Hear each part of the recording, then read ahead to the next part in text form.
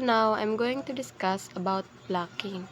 Blocking is a skill used to stop or slow down the opponent's attack, especially spike. It is performed near the net by jumping with both hands raised high to prevent the ball from crossing into your side of the court.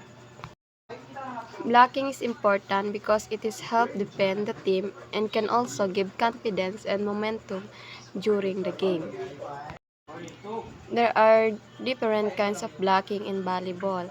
First is the single block, where only one player blocks the attacker.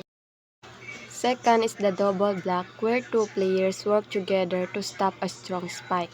Third is the triple block, where the three players block together, usually against a very powerful hitter.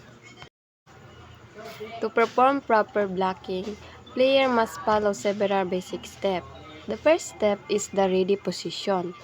The players stand near the net with knees bent, feet shoulder width apart, and eyes focused on the ball and the hitter. The second step is the move to position. The blocker quickly moves sideways along the net to align with the attacker. Fast footwork is important to react quickly. The third step is the jump. The player jumps straight up using both feet while raising both hands above the net. The fourth step is the hand position. The fingers should be spread wide and the hands should press over the net to block the ball effectively. The last step is the landing. The player lands safely with bent knees to avoid injury and prepare for the next play. Blocking provides many benefits in volleyball. It helps stop the opponent from scoring, strengthen team defense, and can immediate attacker.